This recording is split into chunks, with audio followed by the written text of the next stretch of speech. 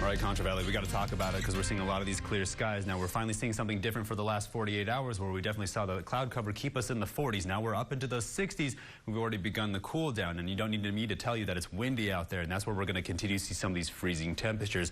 Now, we're seeing exactly what post-frontal conditions look like. A lot of these clear skies, stable conditions, and we're getting a good idea of the temperature range we'd see with these conditions. Again, 40s all the way down into those lower 30s, if not those mid-30s. Then we spiked all the way up into those 60s.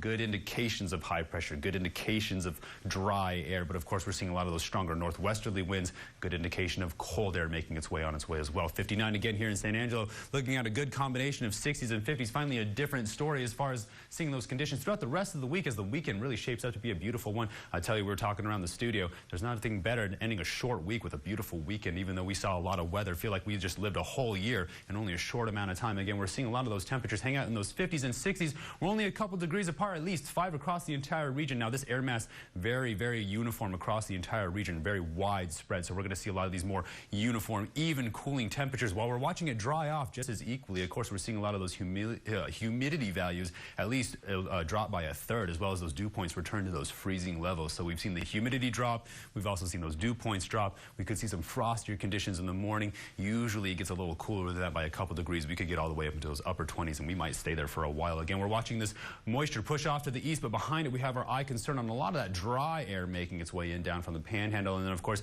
Stephen and I have our eye on this next wave of moisture. It's so prominent, you can see it there hanging over California. Now when we look at the upper level pattern, this is what we're talking about, this low pressure system. Right now we're seeing a lot of this moisture and the southwesterly winds keep us warm while we're dealing with a lot of this ridging, but keep your eye right over about Idaho region. Watch how it plummets down around the four corners. This one's going to be your troublemaker for Monday. Stephen's got his eye on it. He's going to cover it all weekend, and then by Tuesday it's pushing off. I'll see if I can't handle it and see what's going to happen, because by the time I get here we're expecting to see it really push off to the east, things clear back up, and we could see some brighter temperatures. Of course, we've been on the phone with National Weather Service and everybody else trying to get a good idea of when this storm is going to make its way through. Again, we're seeing a lot of that high pressure and snow hang out across the Rocky Mountains, seeing this trough make its way across the Rocky Mountains down for the Front Range, but of course we're seeing a lot of those clear skies and windier conditions. This is going to dissipate by the time it makes its way into the Concho Valley. Of course, we're dealing with a lot more stable conditions now. We're watching the next round of snow really pull its way through across the panhandle by Saturday, but look off near the four corners. This is what we have our eye on. This storm, seeing a lot of those freezing levels making their way to the area. Now we're watching a lot of this